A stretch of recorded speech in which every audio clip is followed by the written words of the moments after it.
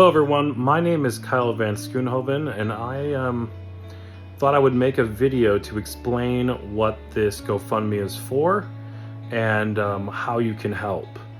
For those of you that don't know me, again, my name's Kyle. I am a professional opera singer, and I have the world's greatest mother. She's a mother of four. Her name's Julie, and she means a lot to each one of my siblings and to myself. My mom's one of those people that has always worked really hard. She built the Dollar Tree in Lockport basically from nothing into the largest Dollar Tree in New York State, I believe. She just doesn't quit, and is universally loved by everybody that knows her.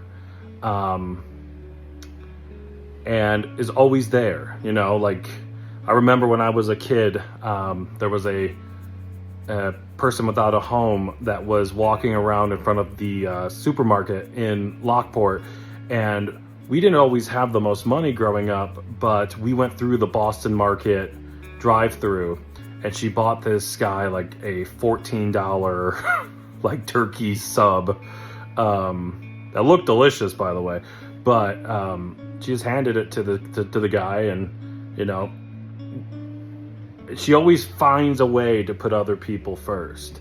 And you know, we're a little bit older now, but my mom is really not that old. My mom is currently 59, and this past April, actually it was her birthday, we got the confirmation of a lot of, you know, or right around her birthday, the confirmation that she indeed had breast cancer. To say that your mom like is sick sucks for anyone, but in my mom's case, she's really each of our best friend. So it hit our family pretty hard, but when you look at the stats for breast cancer, you realize, like, okay, this isn't a death sentence in a lot of cases, and you get hopeful that everything's going to be fine, that maybe people are overreacting, and then as time went on, the picture kind of got a little bit worse and a little bit worse. Basically, she was diagnosed with a type of breast cancer known as triple-negative breast cancer. Basically, without going too much into it, certain types of breast cancer require hormones to grow. Doctors can administer medicines to reject those or to prevent those hormones from entering the tumor, which will then stop the growth so that they can manage it better. Triple negative means that it does not need hormones to grow, it's just free growing. My mom's tumor was the size of about a lime when they found it.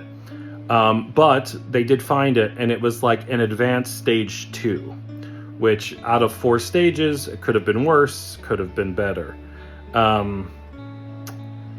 So it wasn't good news, but it wasn't the worst news we could have got. As time went on, she had to do a bunch of tests and all this stuff, and they discovered there was a blood clot in her heart, or what they believed was a blood clot. And they actually never discovered if it was a blood clot or not. They took her in, they decided it was kind of inconclusive, maybe an anomaly of the heart. But she right away was hospitalized for this. So she was diagnosed on April 4th. We made it through her birthday. She was in the hospital.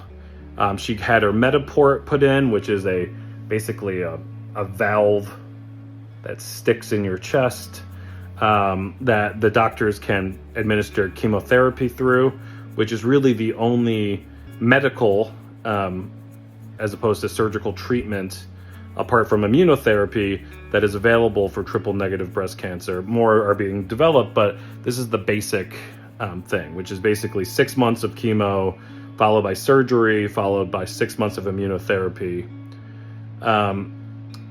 So right away, before chemo even started, we were in the hospital. And as chemo started to go through and her hair got shorter and shorter, and she got more and more sick from the chemotherapy, we noticed that her breathing had started to suffer, which can sometimes happen with chemotherapy. So as this continued to get worse and worse, eventually, we had already filed for disability, short-term, long-term, all that kind of stuff. But we had filed with the stage 2 breast cancer, which in a lot of cases is not deadly and very often recovered from. So now she's having trouble breathing, walking, all this stuff. And basically, the doctor ordered an emergency scan of her lungs, which revealed something called a saddle pulmonary embolism, which is basically a large clot that sits between your lungs, in the saddle, in that area between the lungs, and prevents and can kill you basically immediately. So she was put into the ICU, and they scanned her again and found there were lots of blood clots in her lungs, found that there were blood clots in her legs, found that there were blood clots, basically preventing her from breathing. The fear here was that we thought that the cancer may have spread to her lungs, but in actuality, what was happening was actually equally as deadly, potentially, which was these clots. So she was put on Lovenox, which is a blood thinner, all the while still trying to receive chemotherapy when her bone marrow and her blood count could receive it. And she just kept going, kept fighting. Somewhere in there, short-term disability stopped, and New York State Insurance Fund, which is another, which is that type of disability, called us and said, make sure you filed for disability. Based on what you've told us, you should qualify for this. But again, my mom has worked hard her whole life, has paid into the system, and basically now unable to walk more than a few seconds at a time without gasping for air, we are assuming that disability is going to come through. And 2 weeks ago or so, we got a letter in the mail stating that her long-term disability was denied based on the fact that her cancer, as it was initially filed under with the state or with the government, that her disability was not basically deadly enough or severe enough. So even though she can't walk and she can't work and she's pre-surgery and she's in the middle of chemotherapy, basically the government stopped helping, her work stopped paying because they don't have to, and no company would if legally they don't need to, unless it's a family-owned place that has saints that run it or something. But basically it's just become a lesson kind of in what can go wrong and how amazing people can fall through the cracks. My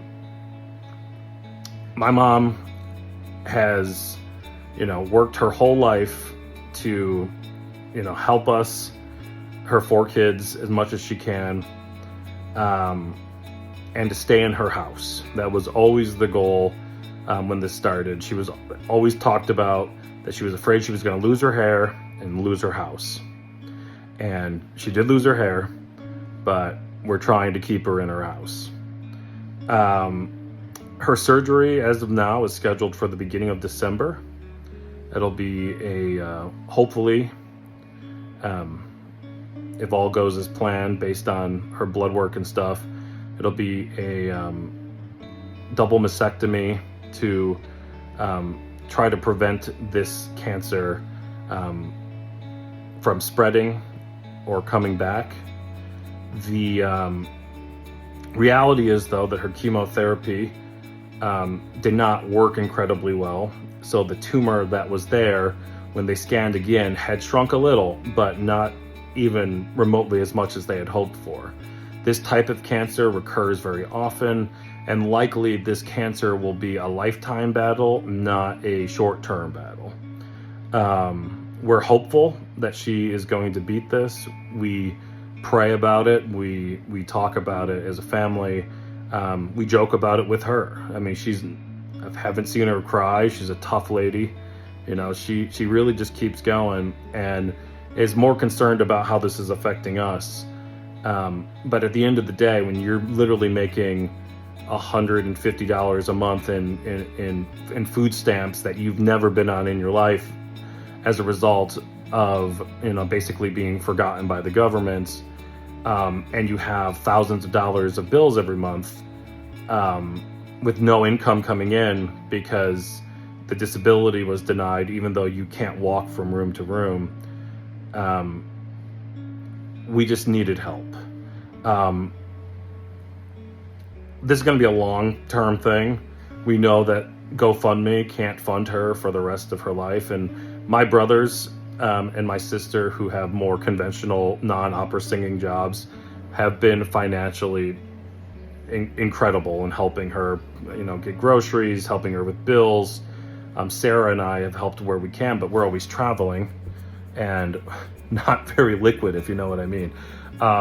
So we do what we can.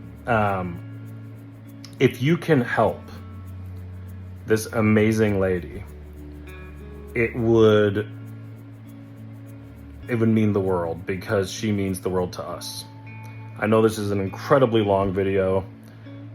Just read her story. My sister wrote up a nice little blurb on the GoFundMe page and website, which is why it's well written. It doesn't sound like I wrote it. But I really thank you guys that have already donated. She is so grateful.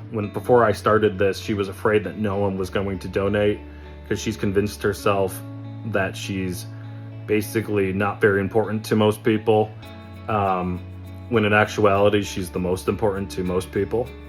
I love you all for being there for us through this time. If you watch this to the end and you feel inclined, please share the website. It's juliesfight.com, or take a look at the GoFundMe and consider making even a small $5, $1 donation. I mean, honestly, sharing about it, praying about it is going to do her more good than you realize, because just knowing that there's people out there praying for her helps her a lot. So thank you again. I hope everyone's having a great holiday season as it starts off. These donations have certainly helped make hers better. So thank you so much, and I'll keep you guys posted. Thank you. Hi.